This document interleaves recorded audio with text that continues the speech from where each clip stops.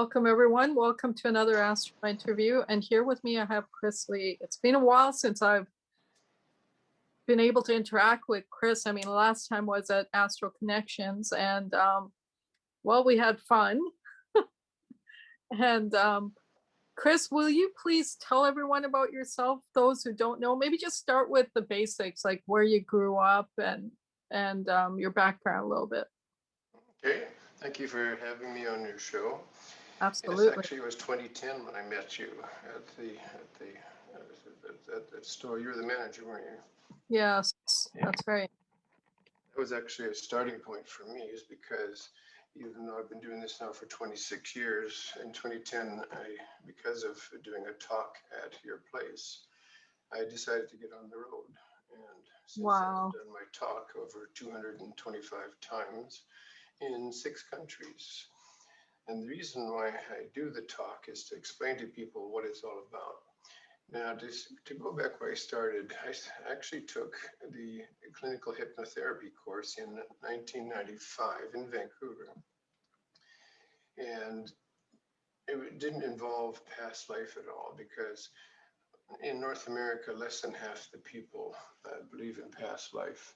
So past life schools aren't going to teach it, because they wouldn't get as many students, because the ones that don't believe in it wouldn't come. But Let me ask you this. So what interested you in taking hypnotherapy in the first place?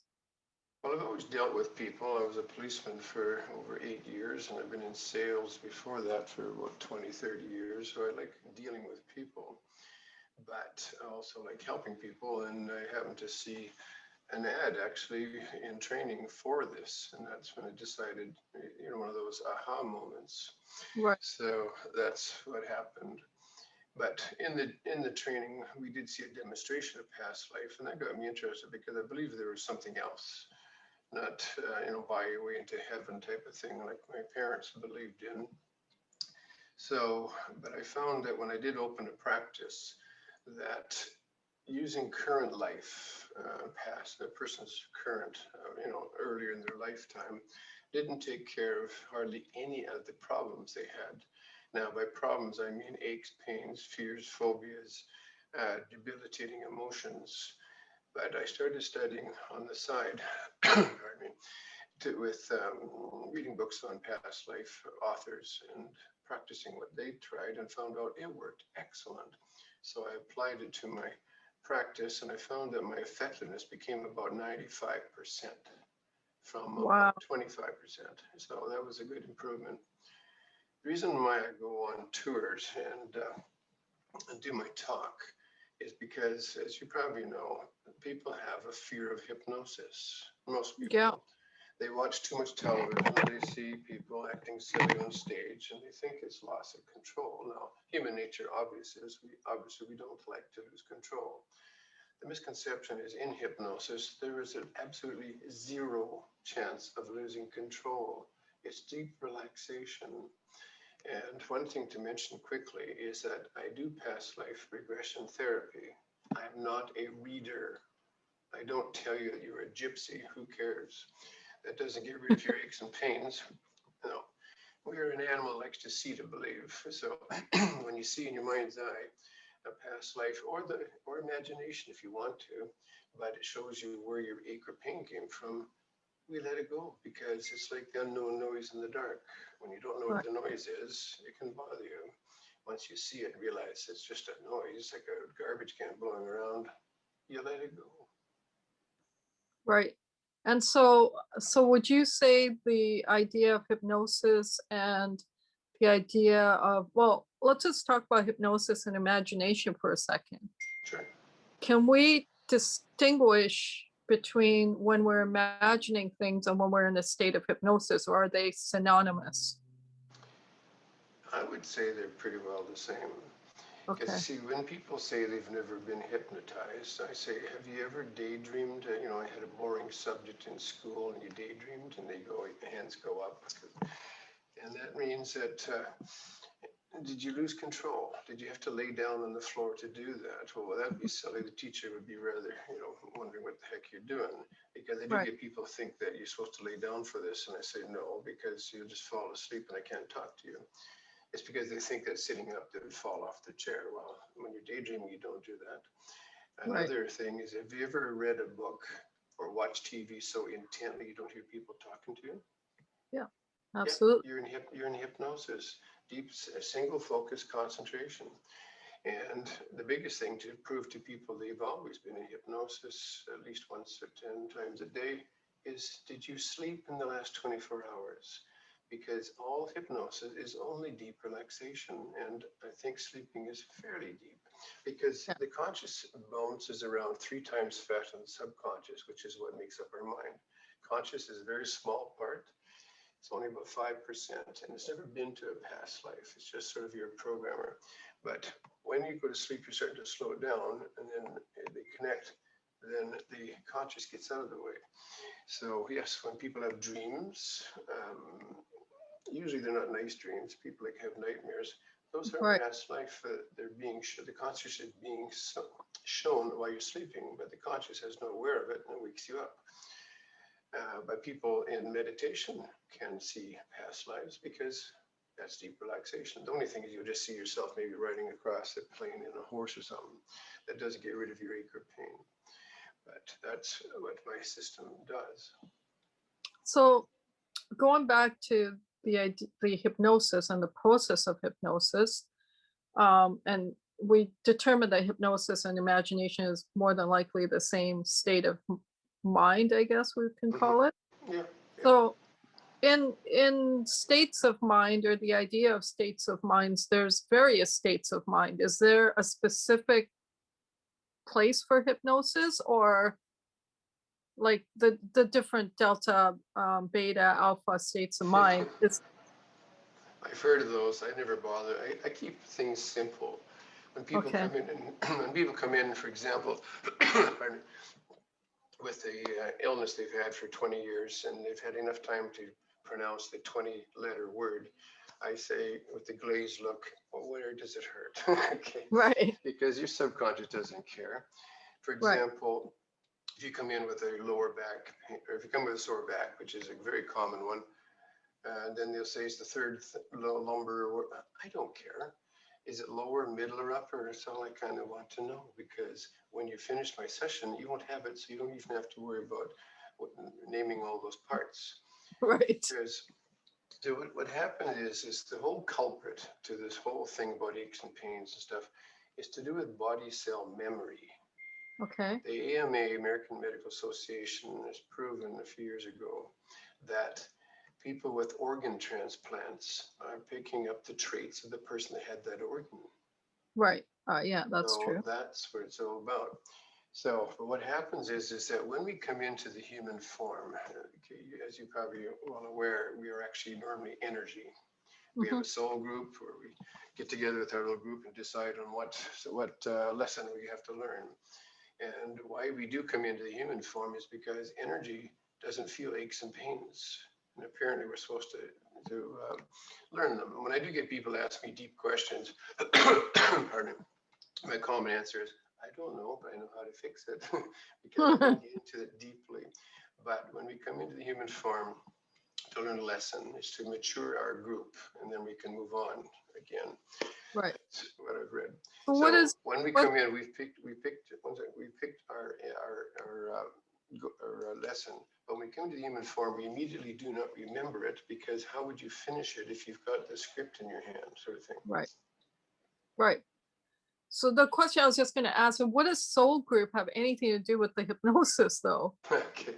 Well, when we come into the human form, we have a lesson, but we don't always learn it because of two things. One, we got killed too early, or two, we just went goofy. Like if you were supposed to be Mother Teresa and you became Jack the Ripper, I think you really screwed up.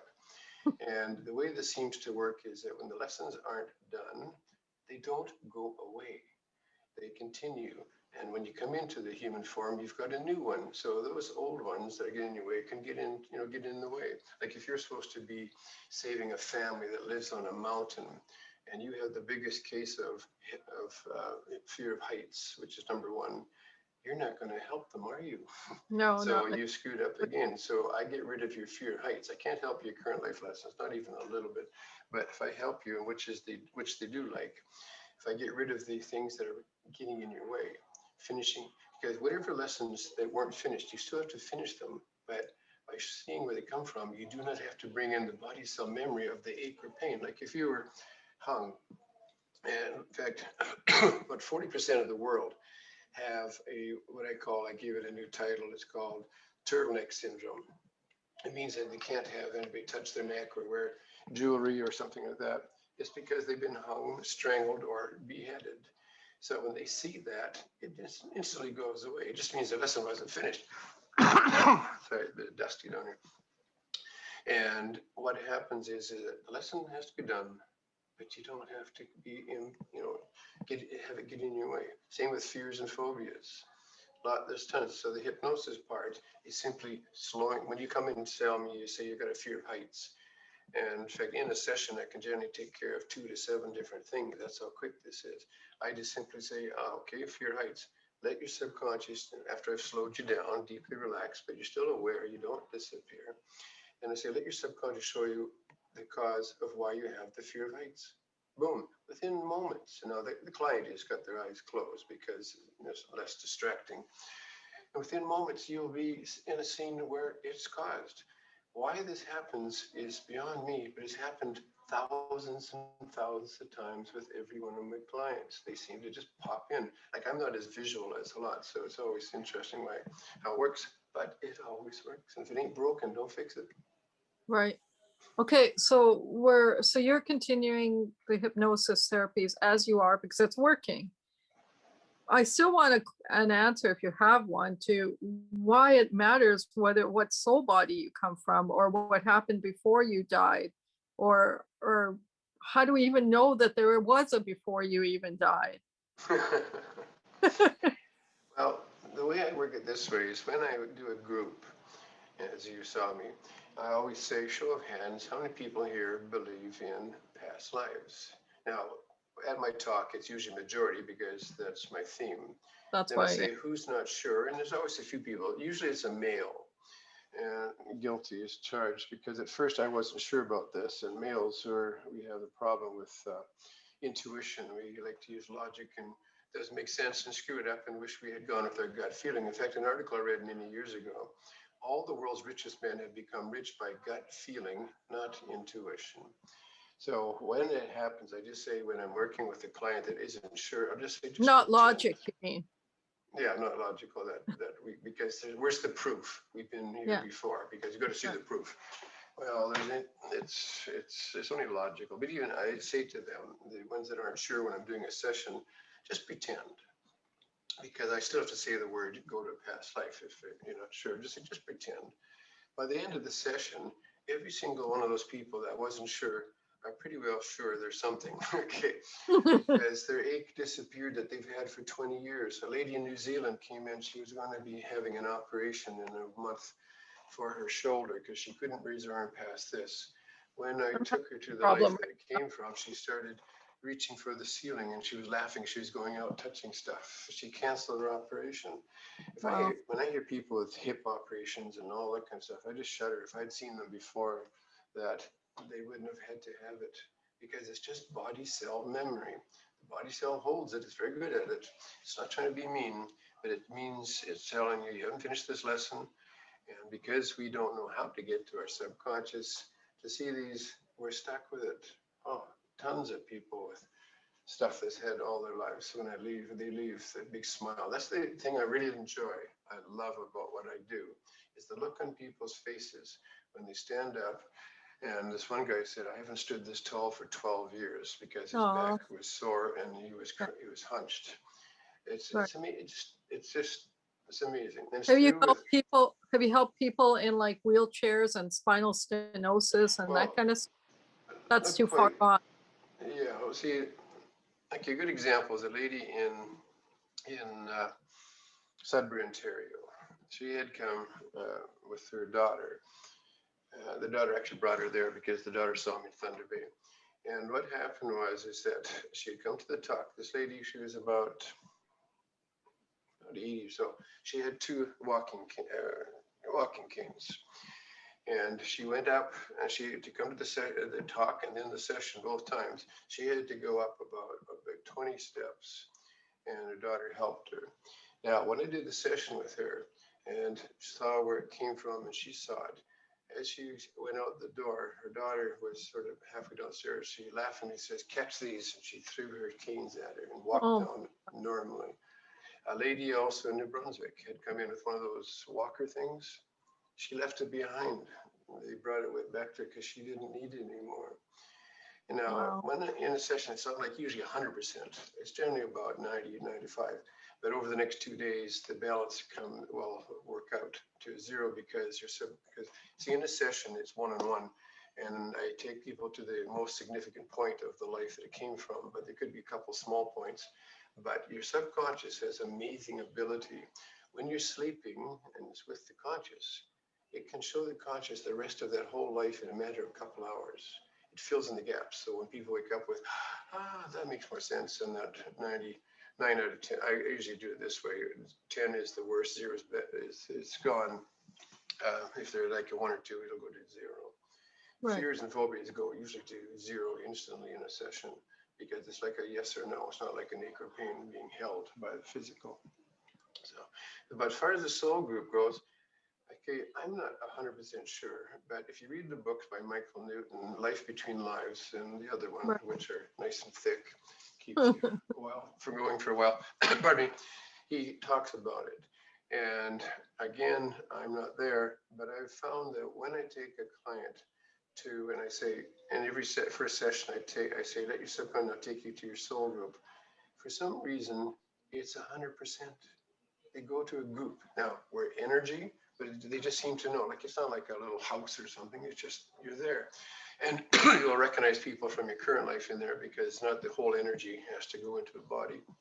So the soul group isn't a cemetery. It's a group. But the feeling of going back from learning a lesson is fantastic. And that's what it's all about. And once apparently our group is finished with or matured, we're supposed to move on and become guides or that type of thing. Again, this is what he says. I can't prove it. I just know from from seeing thousands of them, and it's 100%. They go there. There must be something there. Is there anyone who's actually somehow scientifically been able to determine like what happens exactly when someone is hypnotized? Is there a nervous system communicating? Is the subconscious communicating with the nervous system? What's going on exactly that causes the change? It's possible, but I don't see it. All I know is just, again, think of yourself as daydreaming.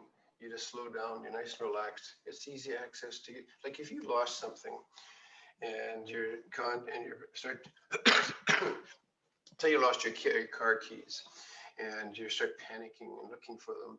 The more you panic, the more your conscious spins faster and it gets further away, harder to get the memories. I used to just, whenever something like that happened, even when I was younger, it just seemed to be a natural thing. I'd sit down, relax, take a deep breath, start picturing the start of the day, and I go, I remember where they are. So it's the relaxation. I didn't disappear. Again, they may have tests on it, but it's nothing to do with what I do. This deep relaxation, always remember. In fact, when I'm talking to you in the slowed down and going to your past lives, my voice and everything will sound the same as it was just before we started. Because I've had one person say, well, actually I had a couple, but say, well, you got rid of all my concerns, but I don't really know if I was in hypnosis. And I said, do you know what hypnosis, do you know what hypnosis is supposed to feel like? And she said, no. Then how do you know you weren't in it? Is your concerns gone? Yes, let it go. Because they think there's bells and whistles. And one quick thing here to explain to people, the biggest fear of hypnosis comes from stage shows. You ever seen one? Yeah, I don't ever want to be part of one. Well, here's the thing. You do not disappear. People think that they're out of control, they're la la land. What happens is About 10% of the world are what's called somnambulistic people. In other words, they don't care. They don't have hang-ups. They don't have that embarrassment type of thing. They're pretty silly. And what happens is, is that's what the hypnotist looks for. So when he does a show, and I've been to a few of them because I know what it's all about, you cannot be hypnotized sitting in the audience. It's a load of crap. So what he does, though, he'll generally do a test, and everybody lock your fingers together. And the more you lock them, the harder it is to pull them apart. In fact, as you try, you can't, it's power of suggestion. So some of the people are going like this, and I just went like that. Go on up on the stage and I'll unlock your hands. So he has them up there. Then you just simply, suggestion lets it go. And what happened, he'll say, do you want to stay up and have fun? Now, when you get people that really don't care, you've seen those, like they're exhibitionists a bit, they stay. Now, when he does the show, he generally likes to get a lot of people up there because he will lose some of them. Right, of course. So, first of all, they're totally aware of what they're doing. But in the deep relaxation, you start acting about the age of 7 or 8, because that's the age where your conscious and subconscious separate. Right. So it slows right down. And how hard is it when you're 7 or 8 to pretend you're playing instruments and that kind of stuff? Right. But if you really, really, really watch a show carefully, not on TV because they don't zoom in, but a live one, he will slowly, thanks for coming. You'll hear him, thanks for coming up, and you'll send them off because kids can get bored. Right. They're not lost control. He has no control on power of suggestion. So he doesn't look good when everybody's bouncing around and you're sitting there after a while. So you'll clean them, you'll send them off. So there's no loss of control whatsoever. It's because TV and movies, they make it look like you become a zombie and all that kind of stuff. It's all bullshit, excuse the French. Right. It's power of suggestion. And also it's more entertainment. It looks good. It does not happen. Have you ever been daydreaming and you can't get out of it? I actually had one person one time says, can I bring a friend in case I can't? This one friend said, can I bring a friend in just in case I can't get out of it? Right. I said, don't bother coming. You're not going to, because get out of what? Have you ever got out of, have you slept for the last 10 years? You can't get out of it? That's a coma. Have you ever been stuck in daydreaming and you can't get a life? You watch too much TV in case I can't get out of it. Oh, okay, so can you talk a little bit about being hypnotized by an individual versus self-hypnosis and what the difference is? Or what the pros and cons are? Sorry? Or what the pros and cons are? Oh, well, self-hypnosis is just meditation. That's all it is. You can just picture. Oh, one more thing. I did have somebody when I was taking training said, when you do train people, do you start off by having them find a safe place to go to? And I said, they don't need a safe place, because if you said that, that implies that there's a problem. There could be a problem. There is no safe place. But anyhow, self-hypnosis is just deep meditation or that type of thing. But you can't see, I cannot do any what I do to myself because I have to ask questions like, what are you seeing now? Where are you going? What's around the corner, sort of thing. Now, if I'm asking questions, I'm thinking. If I'm thinking, I'm not relaxed. You're not relaxed. So that's why I occasionally have one of my graduates work on me, because I can't do it to myself. So there's the difference, having somebody work with you. But the thing that's the worst thing that could ever happen to you in hypnosis, the worst thing that could ever happen to you is nothing will happen. That's the worst thing. You see, your subconscious has the ability of protecting you. It's called amnesia. If you witness, you've heard of it where, kids have seen somebody murdered and they can't remember a thing. It's being blocked because the subconscious feels the conscious cannot handle it. Right. So when I do have people come to see me, it's often because they want to know now what happened, say, or in a current life. Unfortunately, sexual abuse does happen, child abuse. And often, like one student said, or client said, I can't remember a thing in my life till I was about 13, not a thing. She said, I knew something was going wrong. So just that when they come to see me, they're not like still teenagers. They come in middle to late age. They just want to clear it up, sort of that, let it go. So they're ready to see it. But when I start to let them go, because I do current life, of course, therapy, and then if they start to see it, if they can't handle it, we stop. But generally, it's like clearing up. I had one lady who thought she was abused and couldn't remember a thing. It turned out that it was a misunderstanding that had happened when she was younger. And it had nothing, it just, I saw some people in the nude and it just shocked her. And so it was really a misunderstanding. So she's gone and lost a lot of her memories. They came back after that. So sometimes it's good to clear it up. But then again, that's me, somebody doing it with you, not trying to do it yourself. Right. So in the event that something is blocking or the subconscious is blocking, can you get past that? Yes, through a session. If it's blocking, well, actually, it's the conscious that actually goes with it, stops it. No, but if you want to unblock it, you come see me. Yes, it'll be unblocked. Right. I simply say, let your subconscious show you what is blocking you, and within seconds, it pops up. Right. So then, it's all about intent then. As long as the individual has the intent to heal or has the intent to unblock or has the intent to deal with whatever it is, then you basically have the ability to deal with it. Yeah, the solution, yes.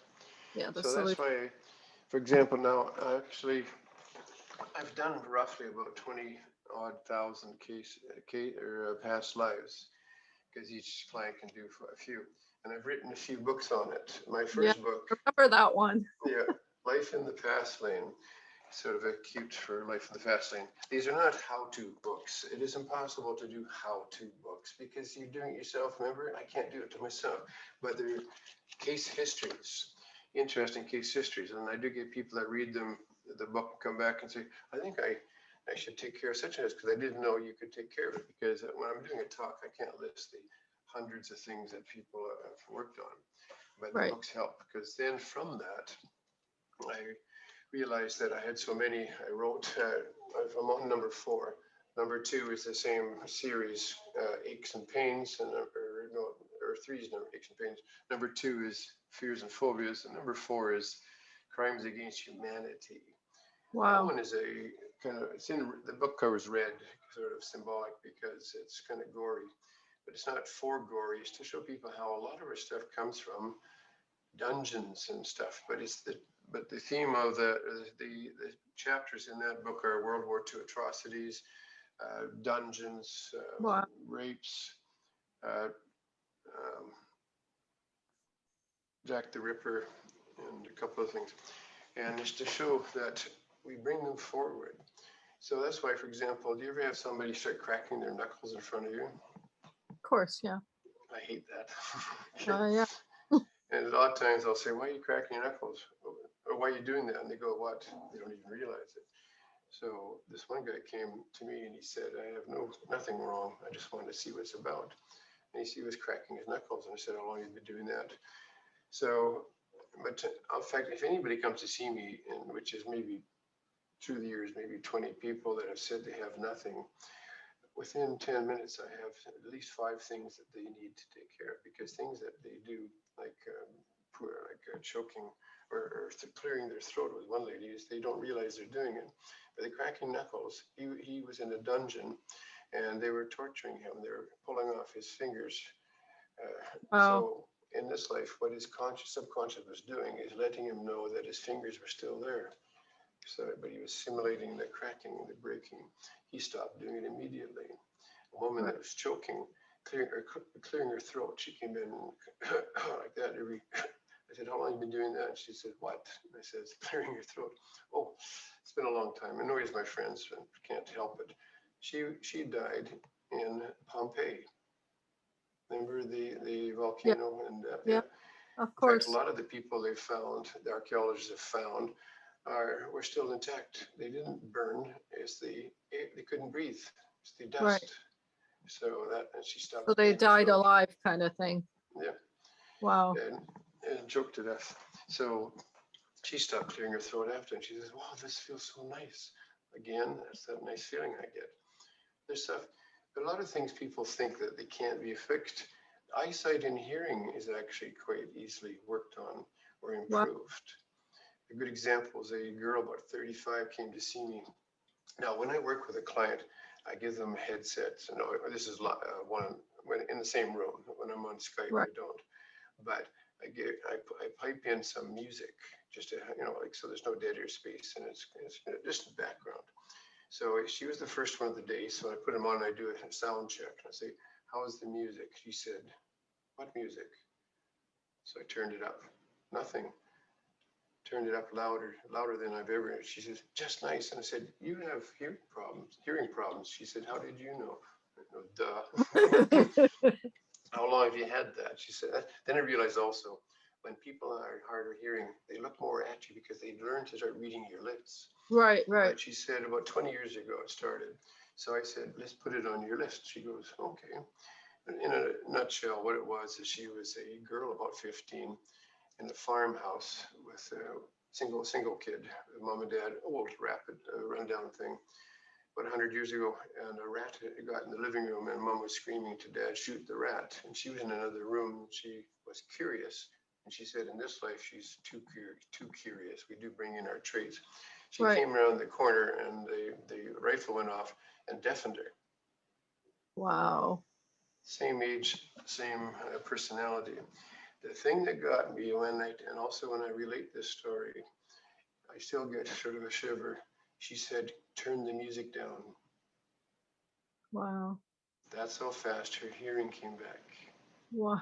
Because all it is the muscles are being held tight. The body cell memory, it tries to duplicate the pain. It tightens the muscles.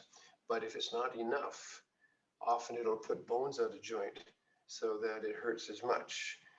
And so that's a good example of this guy that said he couldn't stand that tall before. His back just went crack. But her hearing, that's so quick. And people's vision, I've had them improve. So it's not something that you're stuck with or keep taking medicines or stuff. But arthritis is another example. Arthritis is not really real or per se. It's not a disease. It's not hereditary. We do I pick got an families. aunt who has like metal things in her wrists to keep her wrists straight and all kinds of things. No. Well, what it is, we do pick our families. So if you're supposed to learn for your lesson, part of it's to do with arthritis, you'll pick a family to jump into that it seems to happen, or just like diabetes or cancer, we pick it. A good example, if we were learning to be abused, we had to learn, we wouldn't, like, oh my God, I got the happy couple again, I got to wait another life. Okay, you pick the families. Now back to arthritis. What happened is this lady came in a few years ago. She was about in her 50s. Her hands were like this. She held them like that. Yeah. It's been 6 years since she could do this. And she said, well, it runs in the family. And inside, I just shake my head. Okay. So I said, let's add it to your list. She didn't have it on her list of stuff. A lot of people don't. Wow, because she's so used to it that she doesn't even people think they're stuck with it. So what happened was I said, now, during the session, when I got to arthritis, I said, that concern, I said, let your subconscious take you back to the reason why you have the concern in your hands. I don't like giving it names because you're giving it credence. I just say like back concerns or shoulder concerns. So within moments, she sees herself as a female in a dungeon. Dungeons are very popular. And what they were doing is that, and also I have you sit back and when you're seeing this, you're not in the eyes looking out, you're actually watching. You can do that because there are energies all around. And one thing also, there's no ab reaction. Nobody goes, oh my God, they're killing. No, it's like you're watching, and it's like a relief. They were smashing her hands with a hammer, breaking her fingers. Oh my God. So when she saw that, I said, now you know where it came from. Now move your hands. Now, her eyes are closed. Her hands are up, and she started moving them. And it was like a Rice Krispie commercial. Remember Snap, Crackle, and Pop? Yeah. It was like for about 20 seconds, and that's a fair amount of time. Correct. And then slowly, it stopped, and she was doing this. 6 years since she's done that. So it's nothing to do with disease. It's nothing to do with hereditary. It was a body pain. That's all. Right. So, and this happens all the time. So what about body pains as a result of injury now? Yeah, well, that's another funny one. People say, well, it can't be past life. I had a car accident, so it Right. had to be current life. And I said, really? How long has that pain been there? About 8 years. Our body can heal stuff. You can mend a broken bone in your body in 6-7 weeks. Right. And that should be fine. If it's there for years, you've triggered a memory. Right. Lady in Port Alberni, no, Prince Albert, no, Northern Alberta, and Grand Prairie. She came in. She could also only bring her hand up to there. What happened was that she had a car accident 1.5 years before. And the pain's still there. I said, have you done anything about that? She says, yes, for the last 5 months, I've been taking physiotherapy. And she said, I can bring my hand from here up to here, but she was just trembling. I said, put your arm back down. Went to a past life. She saw something to the effect, I don't remember exactly the details of everyone, but it was to do with a battle and she was on a horse and somebody with another enemy soldier speared her into the shoulder, same spot. And again, how I work it is that you have to finish the lesson, but you can let it go. I said, now move your arm. And she went straight up. Easy as pie. And the look on her face is like, it's amazing to look, because 5 months of physiotherapy, 10 minutes in my office. Yeah. And it's gone. It was already able to heal. It's just that memory you triggered, or a fear that you said, well, I didn't have a fear of heights until somebody pushed me off in in current life, and they started. Right. No, they didn't. They triggered the pain that you had from that fear from another life. That it was one of the ones that just hadn't been. You've triggered it or opened the door, sort of thing. So I have another question. I don't normally crack my knuckles, by the way. Good. Anyways, you know how people heal through energy work, right? So they do heal through energy work and nothing emotional takes place, nothing hypnotic necessarily takes place. Can you compare those two types of healings? They're more like the Band-Aid, because you see, you've heard of cause and effect. Yes, of course. Now, if you happen to have stress, which I've heard people have, that can sometimes cause a stress headache. Right. And when you get a stress headache, people tell me they take a pill or an aspirin or one of those things that these companies are making trillions on, and it can numb the pain. But Right. it doesn't say on the aspirin, this cures your stress. Right. So it can come back. My Right. system, by seeing what it comes from, takes care of the cause. So if you do hands-on healing, which it can work, a good example, there's been 3 or 4 clients I've had that were massage people. And I said, and I always take an opportunity to ask questions. And I say, have you ever had a client come back and with the same shoulder or something? He says, all the time. So what they're doing is they leave feeling good. Here's another example. A lady came to see me in Medicine Hat. She had been to the doc the night before. And she said, one of the things I have is lower back pain. And I said, that's okay, interesting, because that's very common. And I usually like to take care of that first with the client so that they can sit more comfortably for the rest of the session. Then she said, my husband sent me. I said, oh, that's good. And he said, he's a chiropractor. So I had that look on my face like, why would he send you? He said, when you were here last year, he sent one of his male clients who he couldn't fix lower back, and apparently I fixed it. So he Right. figured it was safe to send his wife, and sure enough, I got rid of it. Chiropractor's a good trade, and I got rid of my frozen shoulder one time with mine. But that wasn't a past life thing. But that's why I work with 5 male medical doctors. One was sending me his hypochondriacs. Okay. So, because they know there's more to life, than what they learned in school, but they can't quite say, medical doctor wants to keep his job, doesn't want to quickly start saying, I'm going to be, doing past life. It scared a lot of their clients. So have you had cases where someone's come in with a situation like a frozen shoulder, for example, and you haven't been able to fix it? No, I haven't No. had it. No, no, no. Okay, it depends. It's called persistent. If you just fall down a flight of stairs 2 days ago and got a pain, there's probably nothing I can do about it. It's if it stays Right. longer than it should have. So Right. if that frozen shoulder had been there for a long time, yes, then I could do that. I do get people say, does it work on everybody? I do have one slight type of situation that occurred, that was coming up when somebody came in with an ache or pain and they were on compensation from work, Right. getting paid not to work, and they Sure. hated their job. Yes. So if I was to have them leave that, let it go, they'd have to go back to work. So Yeah. that is where the conscious can hold it and not Yeah. let it go. But what I often have learned to do is then I'll say, let's fix it up, but let's also find out what other type of work you could do. Right. Because you get people that work like we're near Leamington or Windsor. People work for the car companies for 30 years, turning the same Right. bolts all the time. God, I couldn't take that. Anyhow, so what I did was, I'll say that because I do get people actually in healing, I get people that come in that would like to be healers, but they feel very reluctant to do that.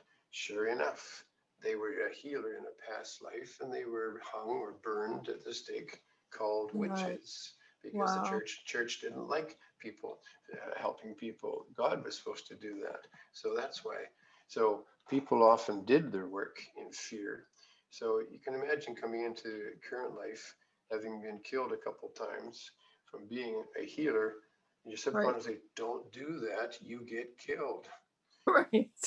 The Right. top 4 fears, what do you think? Now, I've dealt with 141 different fears and phobias. There's lots of ones of. Fear of death. No, actually, that's not, because when people come to see me, they already have a belief in past life. They That's don't have true. the fear. But So fear of spiders. no, that's about 6. The top Really? 4, let's go with the top 4. I gave you the first one already. Okay. Heights. Fear of heights. Really? I said that Fear was the of top. I said that was wow. the top one. Yeah. Second one is actually claustrophobia. Okay, I can see The that. 4th one is fear of deep water. Water. Yeah. Water. The 3rd one I left out sounds a bit different. It's called the fear of success. Oh wow. It sounds a bit different, but really it's the same. It's because you were killed from being rich or successful in a past life. People killed you for it, or it caused you to die. So in your current life, your subconscious, which is there to help you, don't get too rich, you get killed. So it'll have you do things like self-sabotage, Right. making stupid decisions so that you didn't get too successful. So that's in the top 4. So these are things that people. Now, what I am doing is that actually I'm wintering again in Mazatlan, Mexico. Right. That's where I am right now, and it's only 25 today. It's a cooler winter this time because of the global. So are you doing past life hypnosis for people Yeah. while you're there? Well, yeah, past life regressions, I like to call it. Yes, that's what I was just starting to lead to. I've been doing a lot of them on Skype. Wow. And in fact, in the last little while, I've been doing some in Canada, in Australia, the States, because it's about 99% just as good. The only difference is I don't pipe in some music because I don't want to hear it, but it still works. Right. Wow. So it doesn't matter. Yeah, you don't have to be there in person, and you can. It's just you I can do have get to them. see. I do have to see them. I get people think I can phone them. No, I have you take a deep breath every once in a while, and I have to see that you're taking it. Right. And watch your reactions and stuff. So I do have to see you.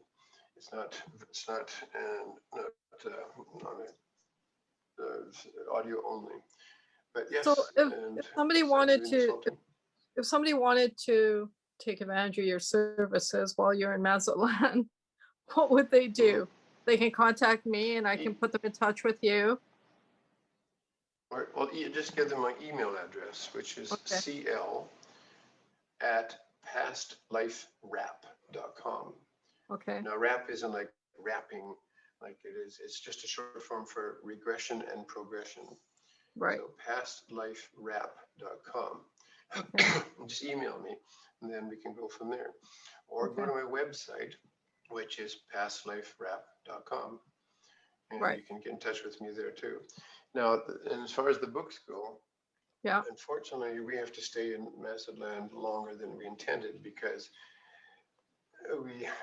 our Trudeau has stopped us from coming back. Anybody from into Canada till at least April 30th. We were coming Right. back in April, so we have to stay here in this nice 25-degree weather, where it's everybody's happy here, and the nice beaches right next to us.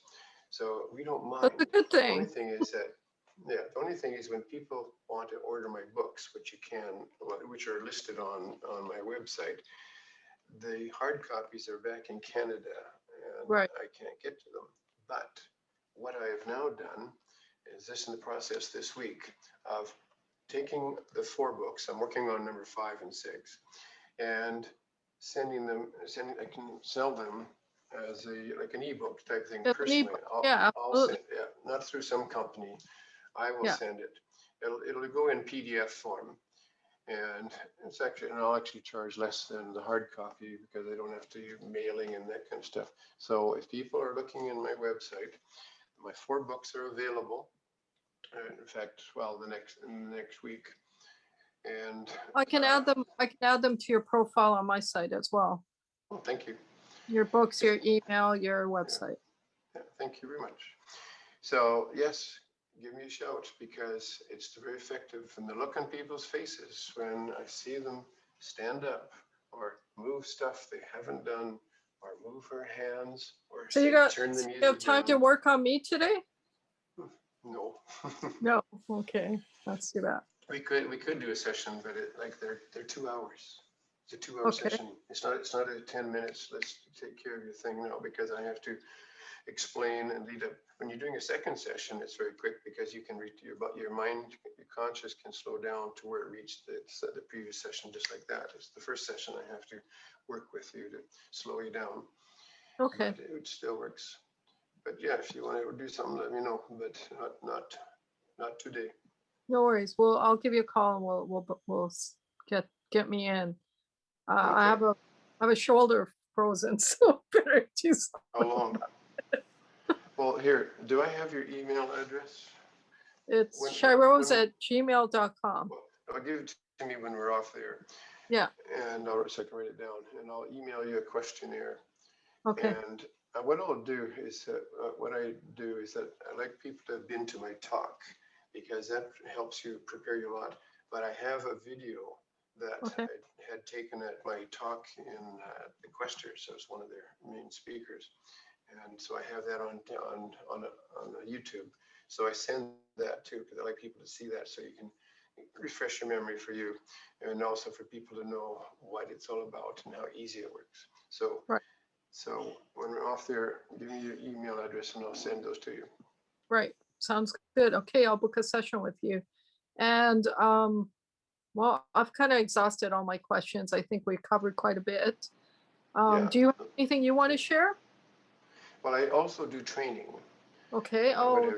Yeah. I do have people, like I don't get tons, but in an average year, I get 5 to 10 because I'm fussy too. I have to have a chat with you and get to know you a bit to see if this would be good with you. You have a good voice, for example, but I've had people come in that some women that their voice a little bit higher, and dogs would come in. I mean, in other words, a high voice. It does happen, but just as hard for people to relax with Right. that. But you have a good voice. But what happens is if you're interested in training, it can be done as one-on-one. Okay. I talk to you. I normally send you the script from home, but I can send it via, from Skype or email, and then work with you. I do get people say, how big is your class and how often do they meet? And I'll say, it's a one-on-one, okay, not a class. or you all meet at the same time, which when I'm in tons of time zones, that would never work. No, it's one-on-one. I answer each your questions. I work with you. You also have to go and do some sessions with some other people, so it's not an instant thing. But within a couple months, you are able to start doing this. And I have a lot of my grads make a career out of this. Right. Right. So again, just get a hold of me and I can let you know. Well, I'd be interested in it, and I would like to promote that on my website as well. So your sessions, your course, your books, I'll put it all on the website. Thank you very much, You're Rose. welcome. You're welcome. Pleasure Absolutely. seeing you again after 10 years. Okay. Absolutely. It was lovely. Yeah. When we connected on the messenger, I'm like, I know this person. And then I blew up the picture. I'm like, yes, this is Chris. Yes. Okay. Well, thank you very much. Well, thank you, Chris. Thank you for being here. It was an honor to have you on our show. And I look forward to working with you personally and sharing the work after I work with you personally with others, so that because I can give experiential evidence then as well. Thank you. Thank Bye you. for now. Thank you, Chris. Bye-bye.